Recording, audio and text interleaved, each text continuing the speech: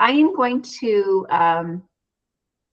share something that Alex has been working on in a course that he took with us called the Essential Tools course, where we literally go over what are now 7 tools and with people and have them work through their first few chapters. And he created what we were talking about earlier, which was a very distinct value triangle for his book on Nicolo Amati, and also took that and then created this chart that he has used. And interestingly, I noticed that you finished at chapter 5, and that's the chapter that you presented to us today. So that works very nicely. So I'm going to bring his chart up right now, which I am doing with his previous approval. So, and we're going to share that. And I'm going to ask Pam, if you will read from the value triangle. We discussed that there are three sides to this triangle: character, the genre and plot, and then the bonus. If Pam will read the character section here, right here, for us. I thought it was going to be the next bit down. Oh yeah, I'm going to do that first, but this time. Oh, okay. Pam, can you read this for us, the character? Mm-hmm. Nicolo is a transformational artist and teacher. He's generous and ambitious, but full of self-doubt stemming from his father's constant criticism. He has abandonment issues because his family members keep dying of disease. I haven't seen that one before. That's interesting. Good. Okay. Okay, I'm going to ask Melanie if you'll read the genre and plot. Adult historical fiction / biography set in 17th century Italy. The plot covers 75 years in the life of the violin maker who taught Stradivari and made the violin the most recognizable solo instrument in music history. The bubonic plague kills his entire family, forcing him to take on apprentices outside his family and create the first violin making school. Wow, boy, I love how that has developed. And Alex, what is your bonus? Violin making, descriptions of violins, music, violin making tools and techniques. Also stuff about the Baroque era, doublets, cavalier's hats, rapier fencing, 30 Years' War, risotto, and boar stew. And some famous cameos, Stradivari, Monteverdi, the Medici, the Gonzaga, the d'Este family, Louis XIV, and a few others. Exactly. Oh, just a cast of minor characters there. Okay. So the reason I'm mentioning that is because all of these 3 things have to figure in this continuity and delivery, value continuity and delivery chart. Into each one of them is a column. So, and as I mentioned earlier, each chapter needs to have some representation of that. And Alex has done a really good job of a good start with this. He's gotten into the first 5 chapters. And if we just take a look at this, we can get a sense of how his plot develops. First, he's framing his story with the death of his father, and Nicolo suddenly finds himself literally and physically alone in this workshop that is a 3rd generation violin making workshop. And then he moves on to remembrance of being 12 years old and starting his journey as a violin maker, or and then this relationship or this plot point develops as he becomes an apprentice in the family, and then it continues along where he is visited by a very famous cousin, and he I'm looking at chapter 4, and I'm not really sure how this advances the plot. Can you tell me?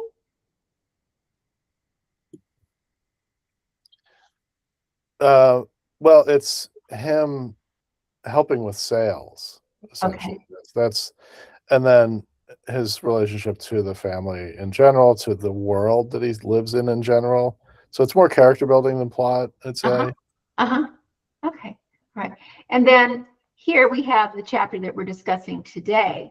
So in this chapter, we see, well, why don't you explain all the way across what's going on in chapter 5, Alex? You want me to read it? Yeah, well, or just tell us, basically. Sum it all up. So, yeah, it opens with him making his first scroll, and his sort of struggling to make it work because it keeps being thrown out of balance. The balance of a scroll is very difficult, and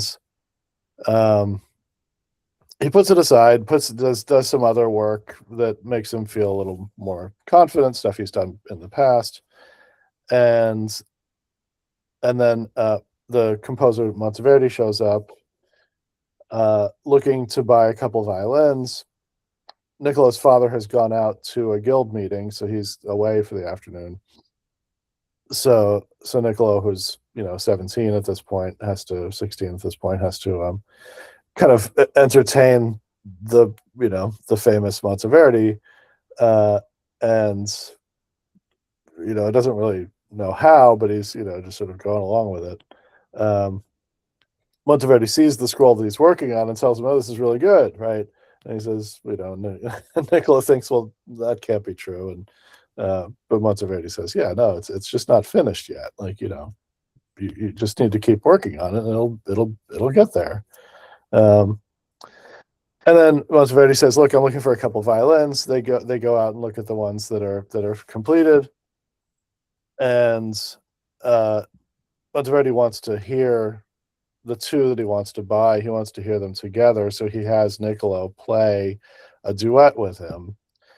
And as they're playing this duet, Nicolo, who's a learning violinist, sort of for the first time is playing with somebody who's been a pro for decades and really, and sort of learns what music really feels like,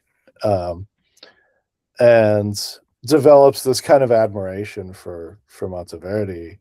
Monteverdi buys the two violins. His mom and aunts, meanwhile, are sort of in the corner, starstruck. And after Monteverdi leaves, they're all sort of overwhelmed by this guy who kind of took over the house for a minute, and the women's hearts are aflutter, and and Nicolo is just feeling like, on some level, if only this guy were my dad, what would life have been like, right? And thinks, when I have children, I want to be more like this guy. And then his dad shows up from the guild meeting, drunk and pissed off because he doesn't like the guild members, and starts yelling and cursing, and then slams the door to his bedroom and just basically passes out. And then Nicolo's just sort of left looking at the scroll, thinking, all right, maybe I can keep going. I want to keep working on this regardless of my dad. That was way longer than. It was way longer, but it demonstrates how a successful chapter meshes all of these points perfectly. And you are demonstrating, you are showing rather than telling in this, and you are including that description of the scroll, and the mention of how this, I mean, this is one of the most pivotal moments in the novel. Okay, and I think this is why I sent this, you know, silly little text to Alex earlier with the tears, because he just nailed it, I think. And I shouldn't be speaking before you guys, but this is such a great example of why tools can aid creativity, pull you away, give you that sort of bird's eye view, sort of tell you what you need to do, remind you what you need to do that you may already know, but you haven't articulated for yourself. So anyway, I just was very impressed with how all this came together, but I would like everybody else to offer their opinions. And Pam, why don't you start with some comments for Alex? I'm going to put my volume on mute because Henry's scratching at the door.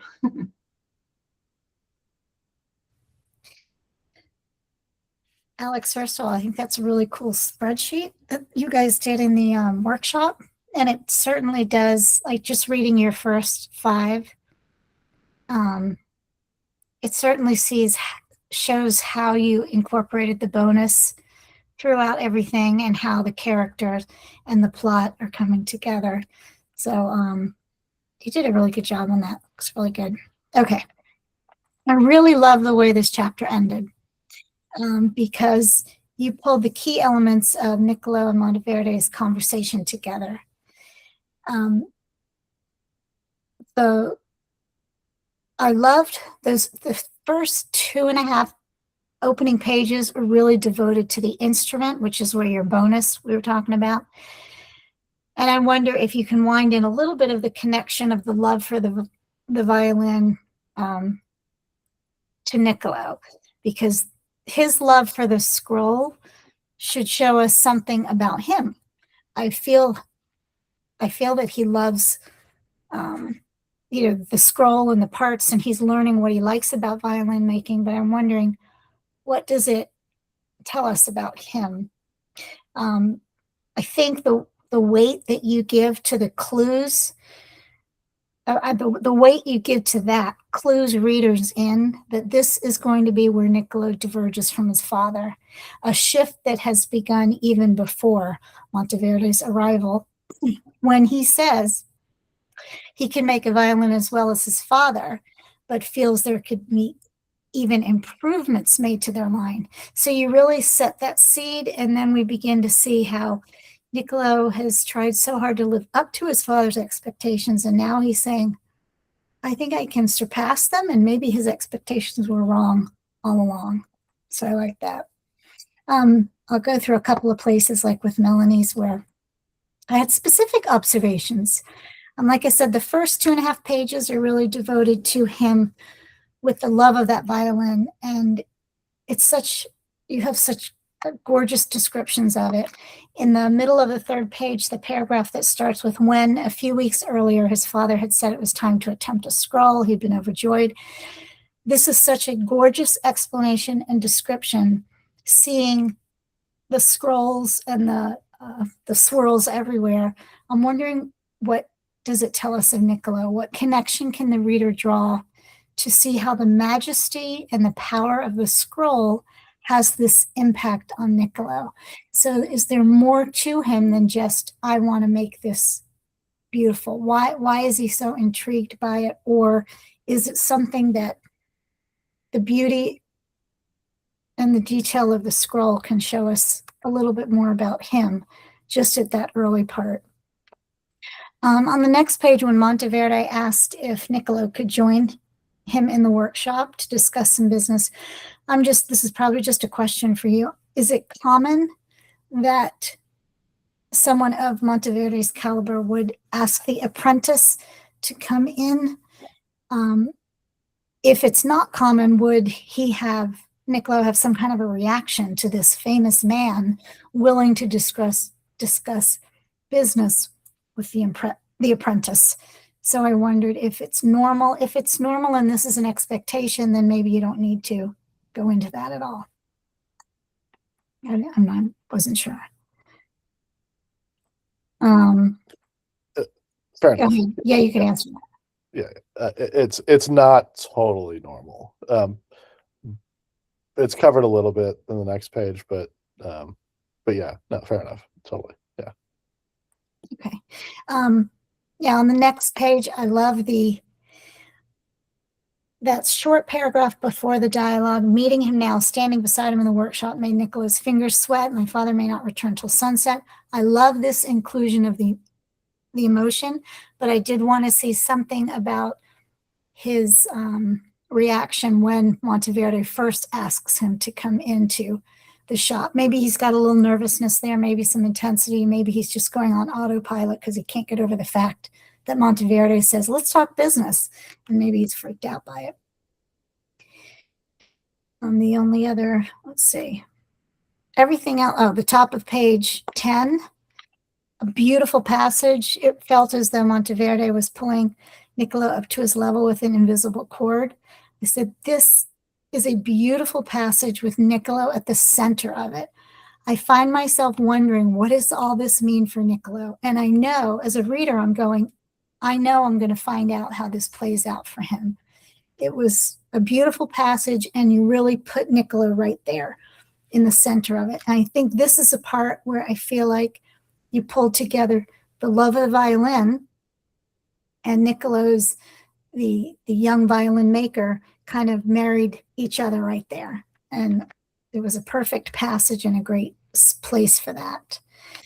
On page 11, critical moment that was so well placed, that second paragraph, Nicolo swallowed, unsure he should speak for his father. Critical moment that you built up to, and you leave me as a reader holding my breath. Because it was nice, because I said, oh gosh, what's Dad going to do? Is this going to play out? Is he going to get in trouble? Is he going to get hit? All that stuff. So I think you built the anticipation. You gave readers a taste of how Nicolo is going to feel, and you have us wondering what's going to happen when Dad gets home. And I think that was the last specific one I had, but it was a beautiful chapter. Like Celeste said, I agree. Really, really good points, Pam. And some of those little holes that you mentioned or question marks you had are very important to address. Sometimes they can be overlooked because so much of it is so good. But, I'm glad you caught those things. Melanie, what were your thoughts? It's a wonderful chapter. I think, like, I'm learning the pace of your story and the intervals, and this was a really nicely developed snapshot of this moment in him being an apprentice. And I feel like that part is just really, really well done. Some of my questions were maybe more on the periphery. He mentions that he thinks his work is approaching maybe the same quality of his dad's, but then there's also comments that he makes where he doesn't feel like his workmanship is up to snuff. So I think it's just a very small thing to kind of have those things not be contradicting each other.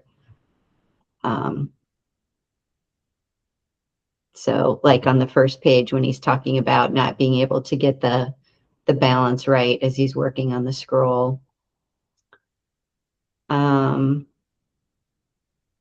On the top of page 3, I only say this because your work is so good. When you that first paragraph at the top of page 3, making an instrument that looked and felt like it was made not by a human but by an angel, feels a little bit cliche. I think there would be a way to say something with the same intent but not feeling just a touch cliche.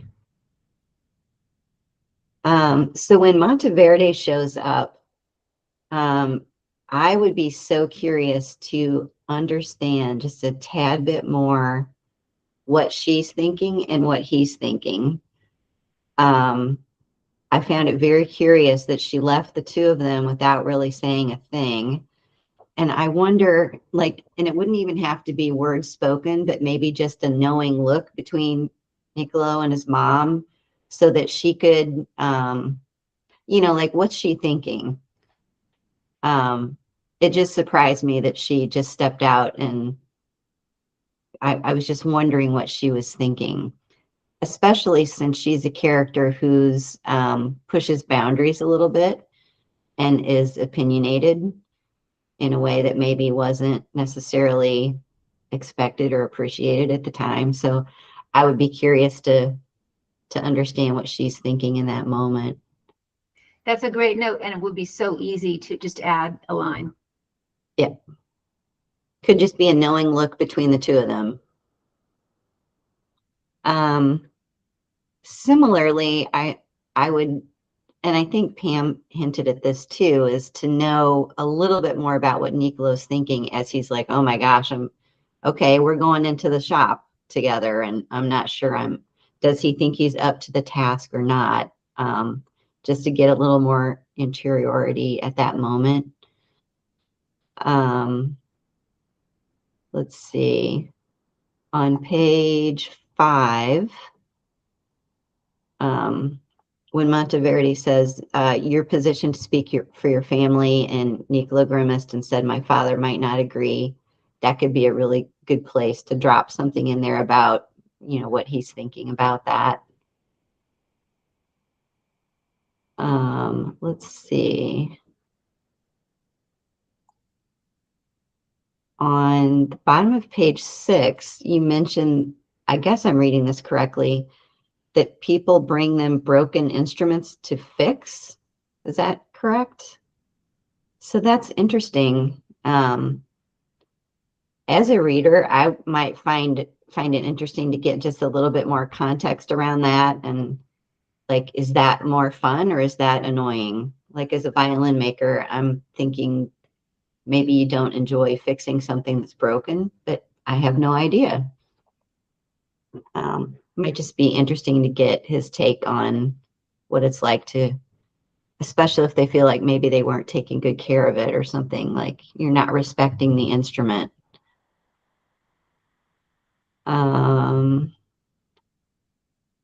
I love the quip about when Monteverdi is telling them fast and good don't work well together, so I quit. And then he's joking that, well, of course I went back because, I need my patron. I love that little human interaction there. That's adorable. Also on page 9, a shout out for the composer widened his eyes, nodding for Nicolo to begin his section. I love that. Like, my favorite part of like watching a good jazz band play is when musicians pass between each other. And I've never heard anyone describe that before, and that's perfect. So I love that.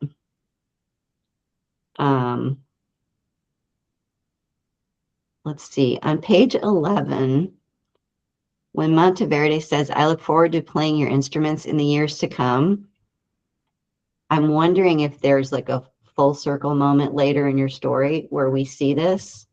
And I obviously haven't read all of your story, but that would be cool if that happened later. I'd be curious to see that, especially since they seem to be simpatico on the idea of, could the violin do more? And Nicolo's thinking, yeah, I think it could. So just a question. And then my final comment was, so at the end of the chapter, I would like to know more of the actual fallout with his dad when he finds out who was just visiting, what transpired, that he sold instruments, and especially that Monteverdi told Nicolo, here's what I think could be done better, and that he spoke about that with his son and not with him. Because knowing his dad is so volatile, I just can't imagine what that's going to do to their relationship and how that's going to affect his apprenticeship. Like, is he going to be angry? Is he going to be jealous? So to me, the ending of the chapter wasn't quite as satisfying because I really would like to see how that played out. I feel like it wouldn't play out well. But yeah, it's lovely. Yeah, all my things are kind of on the periphery. No, Very they're good. all important. They're all important. Excellent notes from both of you. And something you just said, Melanie, made me think that this in the story is the moment that Nicolo realizes that he will eclipse his father, and that maybe the point of being a good father is raising a son that can eclipse you. He didn't have that opportunity with his own dad. Monteverdi showed him that, which I think is kind of mind-blowing. And that just all came to me here. I mean, this is such a pivotal chapter. Now that's about how many pages in is this? About 75, 100 pages in? The end of this would be 50. 50? Okay. Just about 53 or something. So this is, you know, a very, very important moment. I actually had a question about the line with the angel because I loved it, but at the same time, it wasn't quite up to your.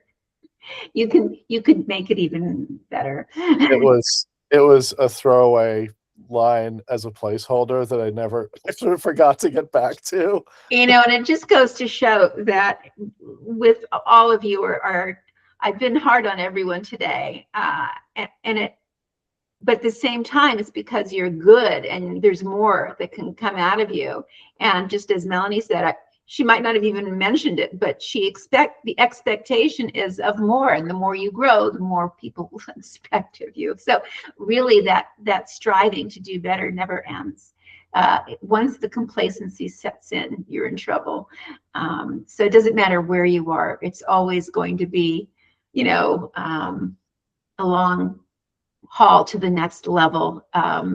It doesn't get easier, it gets better. The writing gets better, the writing gets more compelling, but it's just that the challenge changes over the course of a writing career. It just doesn't get easier.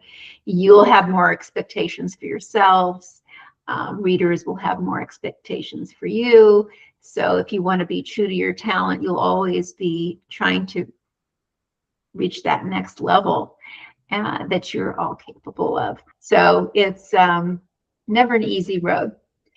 Always a turbulent sea of challenge, if you will, to go back to it. So even though, Alex, I felt you really nailed this, there are things that Pam brought up, things that Melanie brought up that were excellent points that you're going to need to address. And I'm so glad that they were able to see those and bring those out for you.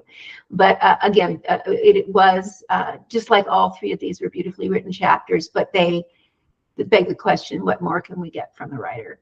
Always. So no pressure. Bardsey provides the tools, guidance, and support you need to produce a compelling novel. Our well-researched and thoroughly tested approach includes our minimum complete story, a 90-second exercise designed to keep you on track and foster creativity, the Bardsey Publishability Index, a 23-dimension checklist that offers attainable goals and actionable feedback, and our brand new comprehensive character developer, a fun, interactive tool guaranteed to help you construct unforgettable characters. Come see it for yourself today at bardsey.com. Try our workshop or enter our first chapter contest. Then, when you're ready, Elite membership delivers directed writing groups and personal coaching within a curated community. With Bardsey's help, your work will captivate everyone, from agents to publishers, and most importantly, your readers.